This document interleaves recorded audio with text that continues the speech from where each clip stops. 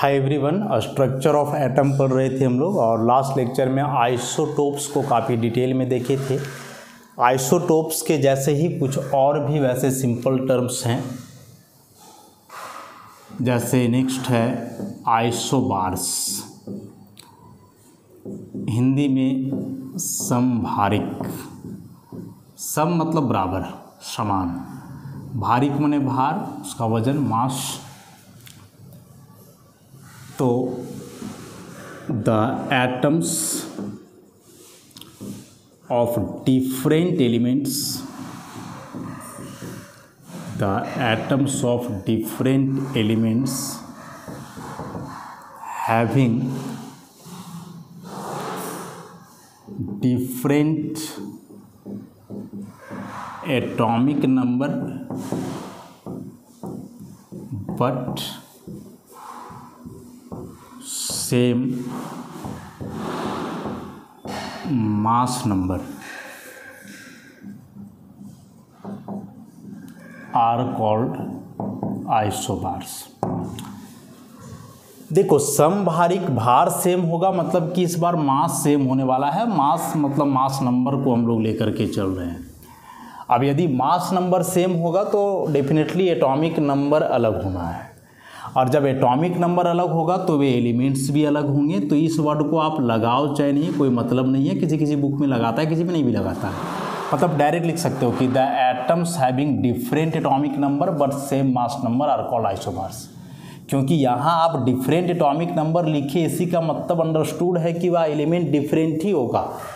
एक ही एलिमेंट के एटम का एटॉमिक नंबर अलग अलग कैसे हो सकता है? हो ही नहीं सकता है। तो डिफरेंट एटॉमिक नंबर लगने का मतलब ही हो गया कि एलिमेंट्स भी यहाँ क्या हैं, डिफरेंट है, अलग है। उल्टा है आइसोटोप्स का उल्टा। आइसोटोप में था कि atomic number same, mass number अलग अलग। यहाँ एटॉमिक नंबर अलग, मास नंबर सेम।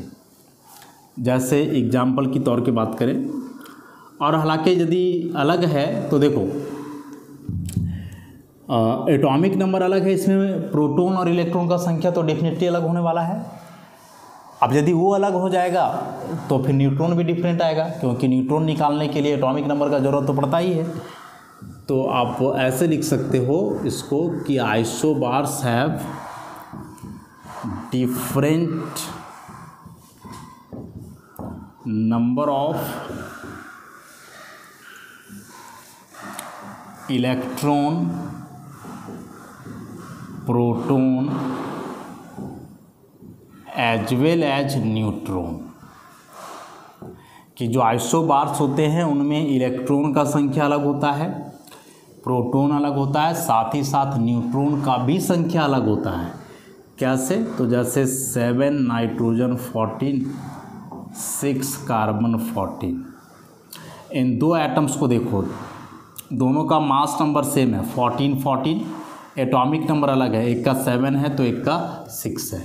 तो जब इसके लिए आप प्रोटॉन, इलेक्ट्रॉन और न्यूट्रॉन फाइंड आउट करोगे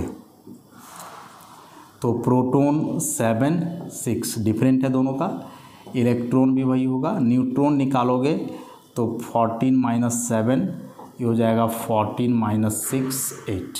देखो, न्यूट्रॉन अलग, इलेक्ट्रॉन अलग, प्रोटॉन अलग, तीनों अलग है। तो ये आइसोबार्स कहलाएंगे। आता है एग्जामिनेशन में कि isobars have different number of electrons, different number of protons, या different number of electron proton as well as neutron. तो ध्यान रखोगे कि तीनों डिफरेंट है। आइसोटोप्स में केवल न्यूट्रॉन का संख्या डिफरेंट था ना, यहाँ तीनों जो है डिफरेंट होता है, ध्यान रखना है। वैसे ही 18 आर्गन 40 एंड 20 कैल्शियम 40, इन दोनों को भी बात करें हम लोग तो प्रोटॉन 18 20, इलेक्ट्रॉन 18 20, न्यूट्रॉन हो गया 40 माइनस 18 22, 40 माइनस 20 20। न्यूट्रॉन अलग, इलेक्ट्रॉन अलग, प्रोटॉन अलग, ऐसा। और आइसोबार्स में चूँकि इलेक्ट्रॉन का ही संख्या अलग है, तो इलेक्ट्रॉन का संख्या अलग होने से डेफिनेटली केमिकल प्रॉपर्टीज़ तो अलग ही होगा। और फिजिकल प्रॉपर्टी भी अलग होता है। बोलोगे फिजिकल प्रॉपर्टी अलग कैसे होगा, मास तो सेम है। तो देखो फिजिकल प्रॉपर्टी मास पे नहीं, मास के अलावा एटॉमिक वॉल्यूम वगैरह पे भी डिपेंड करता है। अब एटॉमिक वॉल्यूम तो सेम हो ही नहीं सकता है, दोनों एटम का साइज अलग अलग होता है। तो उस हिसाब से आइसोबार्स के लिए फिजिकल और केमिकल दोनों प्रॉपर्टीज डिफरेंट हो गए। आइसोटोप्स में था कि केमिकल सेम था, केवल फिजिकल अलग हो रहा था। इसमें दोनों डिफरेंट है, क्योंकि इलेक्ट्रॉन प्रोटॉन न्यूट्रॉन सबका संख्या अलग अलग है, मास सेम है, लेकिन एटॉमिक वॉल्यूम अलग हो जाने के चलते जो है फिजिकल प्रॉपर्टी अलग होगा।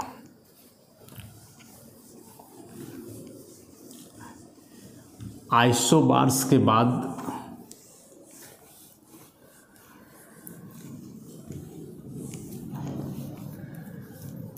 इसमें आइसोटोन्स, हिंदी में इसको हम लोग बोलते हैं सम न्यूट्रॉनिक। सम न्यूट्रॉनिक मतलब कि न्यूट्रॉनों का संख्या बराबर हो। तो डायरेक्ट इसमें लिखेंगे कि द एटम्स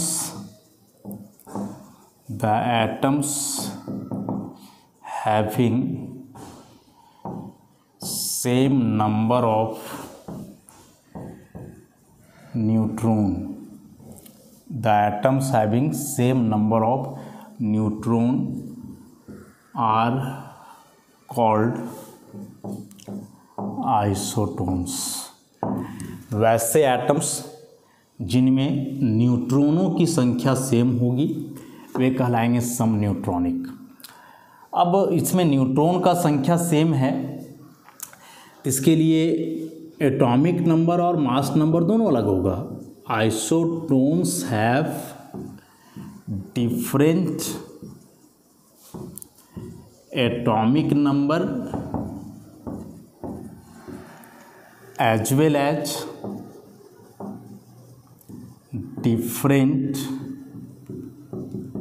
मास नंबर। इनमें एटॉमिक नंबर भी अलग होगा, मास नंबर भी अलग होगा। सेम होगा तो केवल एक ही चीज़, और वह क्या है, न्यूट्रॉन, यही सेम होगा। अब चूंकि एटॉमिक नंबर अलग बताया जा रहा है, इसका मतलब कि अलग अलग एलिमेंट के ही एटम्स होंगे। फॉर एग्जांपल 6 कार्बन, 14 8 ऑक्सीजन 16, ये दो एटम्स। एटॉमिक नंबर अलग है, देख लो, मास नंबर भी अलग है। प्रोटॉन इलेक्ट्रॉन न्यूट्रॉन की बात कर लें, प्रोटॉन 6 8, इलेक्ट्रॉन 6 8, न्यूट्रॉन 14 - 6 16 - 8, तो 8 8। प्रोटॉन अलग इलेक्ट्रॉन अलग, बट न्यूट्रॉन देख लो सेम आ गया। तो ये दोनों क्या कहलाएंगे, आइसोटोन्स। उसी प्रकार से 15 P 31 16 S 32, इन दो एटम्स को ले लो। प्रोटॉन 15 एटॉमिक नंबर के बराबर, यहाँ 16, इलेक्ट्रॉन 15 16, न्यूट्रॉन 31 - 15 32 - 16, तो 16 16, यहाँ पे न्यूट्रॉन सेम आ गया। फिजिकल केमिकल प्रॉपर्टी दोनों अलग होगा, जाहिर सी बात है, क्योंकि इलेक्ट्रॉन का संख्या अलग है, मास अलग है, एटॉमिक वॉल्यूम अलग होगा, बस न्यूट्रॉन का संख्या जो है सेम है। तो आइसोटोन्स में न्यूट्रॉन का संख्या सेम, आइसोटोप्स में प्रोटॉन इलेक्ट्रॉन सेम, आइसोबार्स में किसी का संख्या सेम नहीं, सब अलग अलग। इलेक्ट्रॉन का संख्या भी अलग, प्रोटॉन का अलग, और साथ ही साथ न्यूट्रॉन का संख्या भी जो है अलग। तो ये आइसोटोन्स हुए।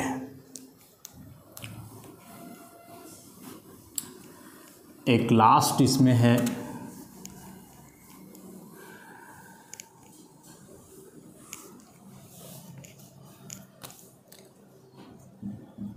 Iso electronics. So the chemical species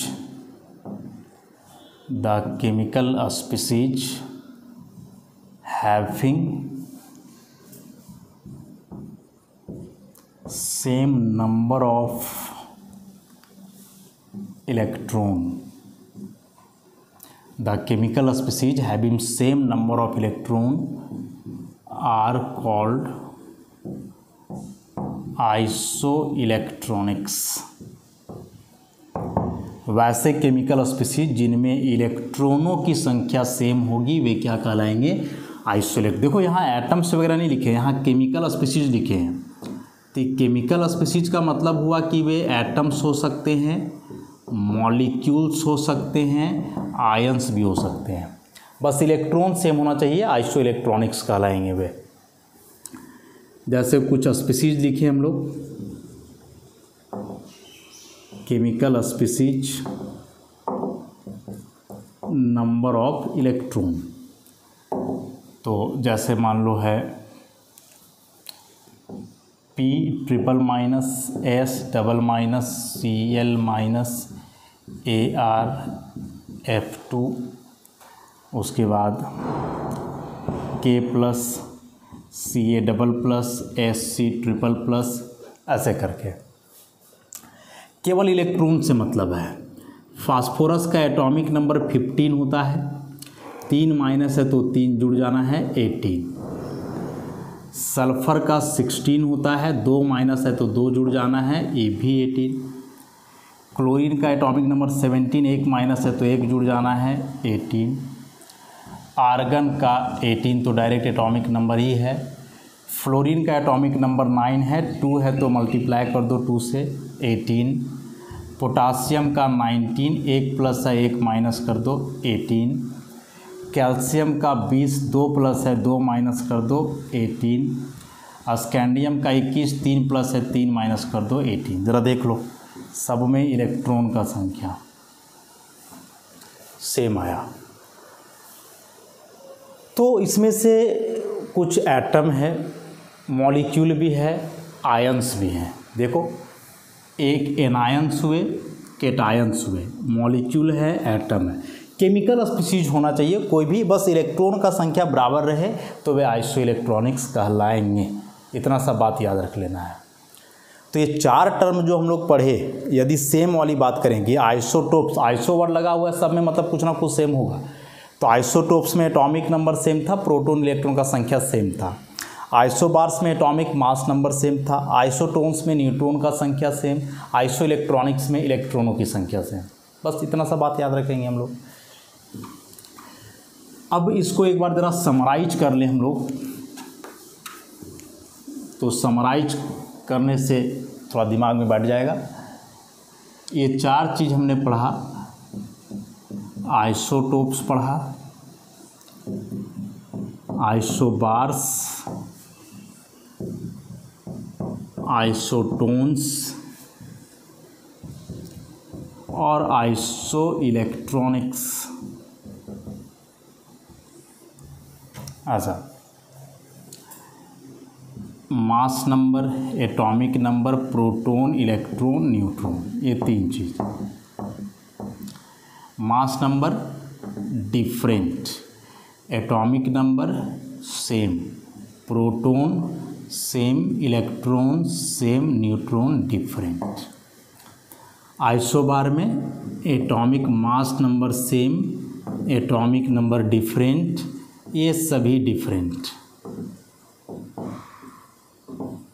ऐसा आइसोटोन्स में different, different, different, different, neutron same.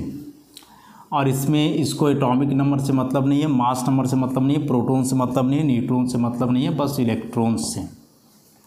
बस इतना सा बात आप ध्यान में रखोगे, हो जाएगा। अब इसी में क्वेश्चन एग्जाम में किस प्रकार से आएगा, तो एक शॉर्ट आंसर टाइप क्वेश्चन में जो डेफिनेशन आता है और सेम टॉपिक जो है आपको क्लास 12 फिजिक्स में पढ़ना है, तो वहाँ के लिए भी यह काफ़ी इम्पॉर्टेंट हो जाता है। ध्यान रखोगे इस बात को। और आता ही है, ये 4 ऐसे टॉपिक हैं जिससे क्वेश्चन एग्जाम में 100% रहेगा ही रहेगा, नो डाउट कि नहीं रहेगा, रहना ही है। तो एक तो डेफिनेशन आ जाए, यदि सब्जेक्टिव क्वेश्चन के रूप में आना है तो, कि define isotopes with example, define isobars with example, या फिर कोई स्पीशीज़ दे करके पूछेगा कि आइसोटोप है, आइसोबार है, क्या है, या फिर मैच करने के लिए पूछ सकता है, मैच द फॉलोइंग।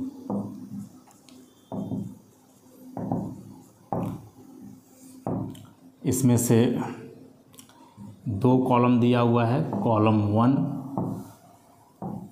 इधर मान लो कॉलम 2। कॉलम 1 में आइसोटोप्स, आइसोबार्स, आइसोटोन्स और आइसो इलेक्ट्रॉनिक्स। इसमें एग्जाम्पल दिए रहेंगे, एग्जाम्पल दिया हुआ रहेगा जैसे P31 S32, यहाँ है SO4 डबल माइनस, ये A कर दो, ये B कर दो, PO4 triple minus, CO plus, NO plus. फिर दिया हुआ रह सकता है U235, U238 और एक हो सकता है N14 C14 और मैच करने इसको बोले। एक ऐसा क्वेश्चन 2 या 3 मार्क्स का आता है। तो डेफिनेशन में जो अभी जो बताए थे कि आइसोटोप में एटम सेम दिखेगा, इतना याद रखोगे। एटम सेम कहाँ दिख रहा है, देखो ज़रा, अलग अलग है, ये तो आयन है, अलग अलग है, सेम एटम है, अलग एटम है। तो सेम एटम दिख रहा है मतलब कि वह डेफिनेटली आइसोटोप्स होगा, आइसोटोप्स हुए।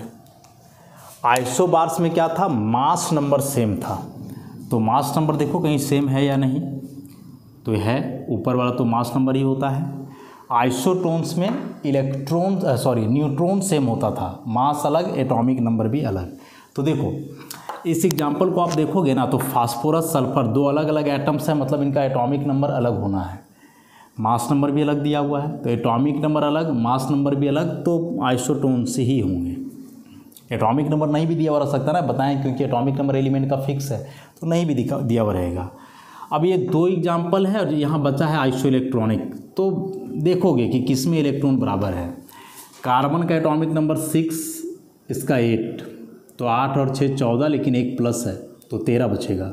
7 और 8 15, 1 प्लस है तो 14, मतलब इसमें 13 इलेक्ट्रॉन्स हैं, इसमें 14 हैं, तो अलग अलग हो गया।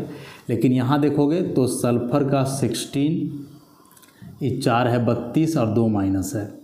उसी प्रकार से इसका 15, ये 4 है 32 और 3 माइनस, जोड़ो तो दोनों का 50 आ जाएगा इलेक्ट्रॉन। तो ये आइसो ये मैच नहीं करेगा, मतलब ऐसे ऑप्शन दिया रहेगा।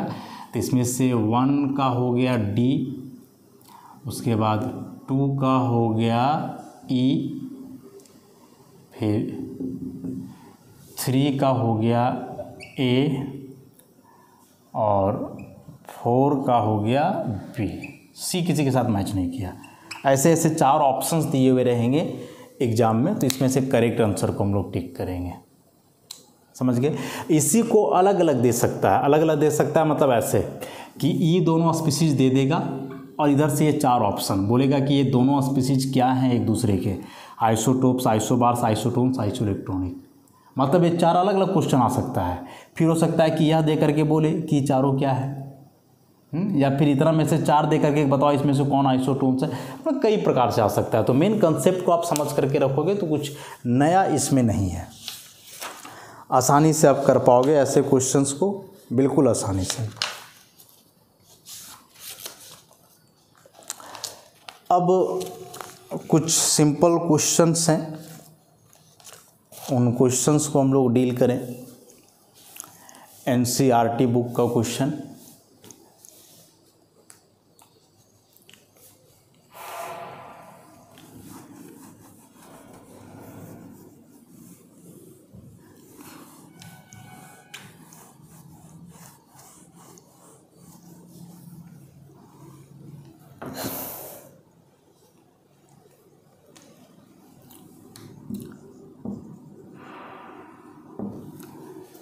तो क्वेश्चन है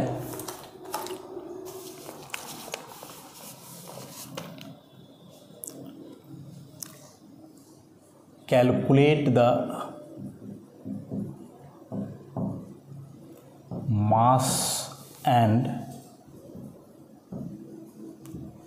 charge of 1 mole electrons, 1 mole electron का मास और चार्ज कैलकुलेट करना है। तो चैप्टर जब स्टार्ट किए थे इंट्रोडक्शन पार्ट में ही इलेक्ट्रॉन, प्रोटॉन और न्यूट्रॉन तीनों के लिए चार्ज, मास वगैरह लिखा गया था, तो वहाँ से याद रखना होगा। हम लोग क्या जानते हैं, मास ऑफ एन इलेक्ट्रॉन, एक इलेक्ट्रॉन का मास 9.109 इंटू 10 का पावर -31 किलोग्राम। उसी प्रकार से charge on an electron, magnitude की बात करेंगे केवल, साइन से मतलब नहीं है, 10 का पावर -19 कूलम।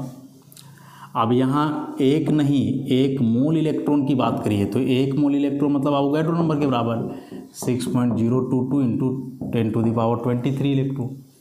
तो उस हिसाब से जब आप निकालोगे मास ऑफ 1 मोल इलेक्ट्रॉन, तो 1 इलेक्ट्रॉन का मास इतना है, 1 मोल इतना होता है, तो मल्टीप्लाई कर दो 9.109 इंटू 10 का पावर -31, 6.022 इंटू 10 का पावर 23 kg, जो आएगा वही आंसर लिख देना है।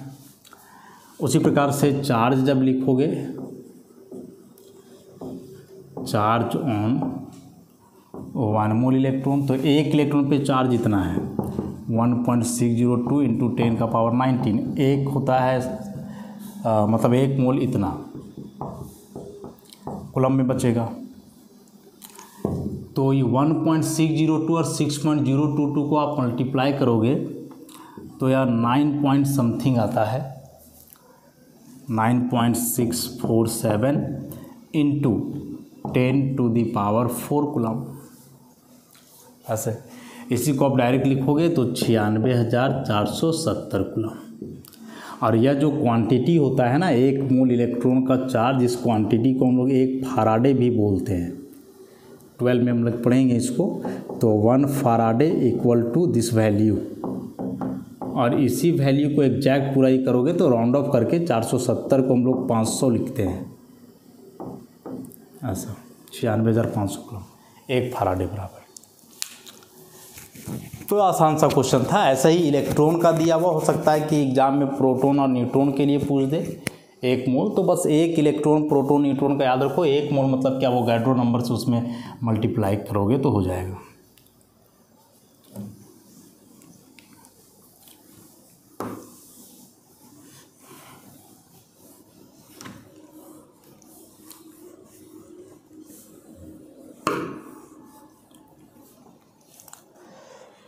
नेक्स्ट क्वेश्चन है,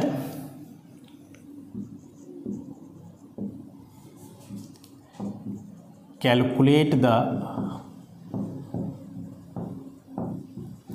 नंबर ऑफ इलेक्ट्रॉन्स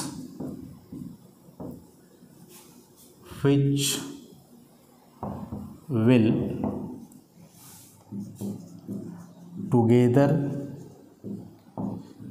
weigh 1 ग्राम। बोल रहा है कि कितने इलेक्ट्रॉन्स का वजन 1 ग्राम होगा। ये क्वेश्चन है कि कितने इलेक्ट्रॉन्स मिल करके 1 ग्राम वजन करेंगे। तो हम लोग जानते क्या है, mass of an electron 9.109 into 10 का पावर -31 kg। इसी को ग्राम में लिखोगे तो 9.109 इंटू 10 का पावर -28 ग्राम, ऐसा लिखोगे। तो इसका मतलब हुआ कि सिंस 9.109 इंटू 10 का पावर -21 ग्राम बराबर 1 इलेक्ट्रॉन, तो क्वेश्चन पूछ रहा है 1 ग्राम में कितने इलेक्ट्रॉन, तो 1 से डिवाइड हो जाएगा, इंटू 10 का पावर -21 इलेक्ट्रॉन, जो आएगा वही आंसर हो जाएगा।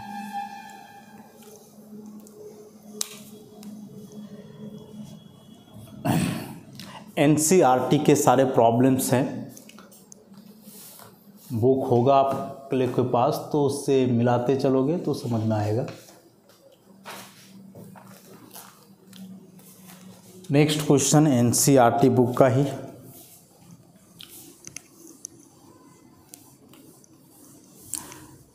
पार्ट वाइज न्यूमेरिकल भी हम लोग करते जाएंगे ताकि बर्डन ना हो, क्योंकि बहुत ज़्यादा न्यूमेरिकल है इस चैप्टर में। 50-60 तो एनसीईआरटी बुक्स में होंगे, उतना ही NN सिन्हा बुक में है, तो सबको साथ में करना है।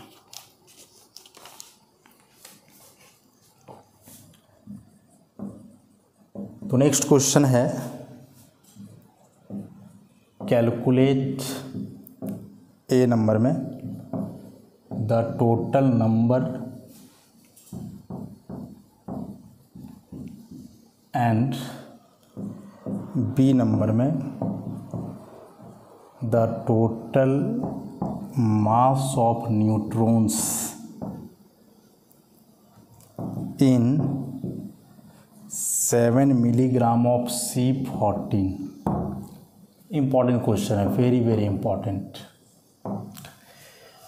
कार्बन 14 का 7 मिलीग्राम में कुल कितने न्यूट्रॉन हैं और फिर उन सारे न्यूट्रॉनों का टोटल मास कितना होगा, यही निकालना है क्वेश्चन में। कैसे अप्रोच करेंगे ऐसे क्वेश्चन को?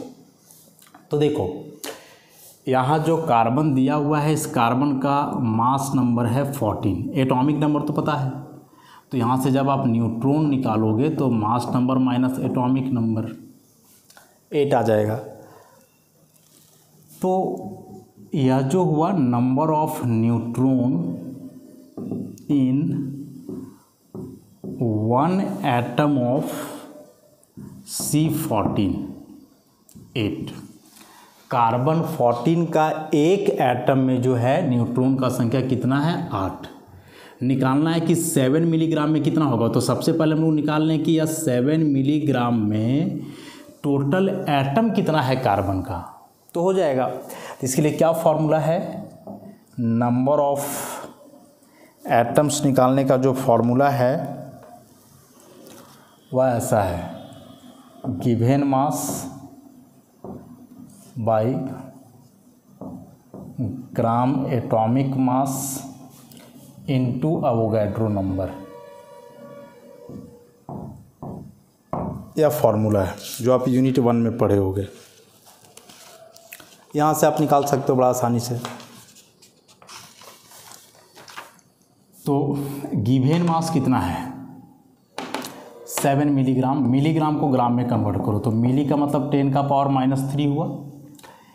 ग्राम एटॉमिक मास 14 ग्राम ले लेना है पर मोल।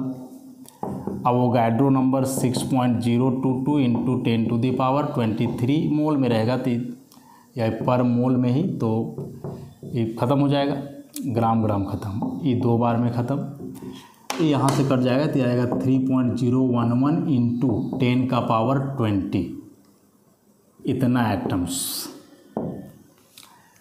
अब यदि एक एटम में 8 न्यूट्रॉन है, 7 मिलीग्राम में टोटल इतने एटम्स आए, तो टोटल न्यूट्रॉन यहाँ से निकाल दो। तो यहाँ से हम लोग लिख सकते हैं therefore total number of neutrons in 7 milligram of C14, तो 8 इंटू 3.011 इंटू 10⁻20, तो आ जाएगा कितना? 8808 इंटू 10 का पावर, स्टैंडर्ड फॉर्म में लिखोगे इसको यहाँ कर दो तो ये जाएगा 2.4088 into 10⁻21। This is the total number of neutron. तो ये ए नंबर हुआ। अब बी नंबर में फिर पूछ रहा है कि इन सारे न्यूट्रॉन का मास क्या होगा। तो एक न्यूट्रॉन का मास तो ऑलरेडी हम लोग पढ़े हैं पीछे। एक न्यूट्रॉन के लिए जो मास होता है वो हम लोग पढ़े हैं। तो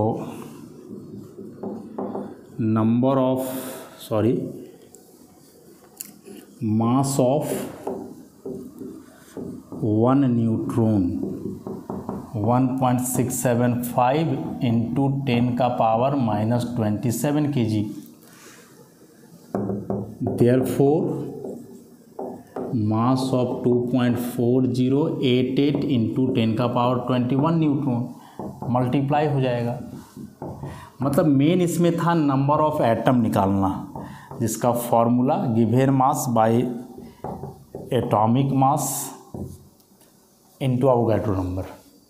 ऐसे इसको सॉल्व करोगे तो निकल जाएगा यहाँ से जो भी आना है। ऐसे तो चूँकि ये सारे क्वेश्चंस अभी तक जो हम लोग कंसेप्ट पढ़े उसी से रिलेटेड था, इसलिए इन सारे क्वेश्चंस को जो है हम लोग डील किए। ऐसे ही कुछ और भी क्वेश्चंस हैं अभी तक जो हम लोग पढ़े वहाँ तक के लिए, तो उन सारे क्वेश्चंस को भी डील करेंगे लेकिन नेक्स्ट लेक्चर में। आज के लिए इतना ही। और इस लेक्चर का इम्पॉर्टेंट टॉपिक जो हम लोग पढ़े आइसोटोप्स, आइसोबार, आइसोटोन्स और आइसो इलेक्ट्रॉनिक्स, उसको मत भूलोगे। और ऐसे कुछ शॉर्ट न्यूमेरिकल्स भी एग्जाम में आते हैं, नोट्स में सब कुछ मेंशन है, बस ध्यान से आप उसको पढ़ोगे, वीडियो देख करके समझोगे। तो बाकी बचा हुआ नेक्स्ट लेक्चर से। आज के लिए इतना ही, धन्यवाद।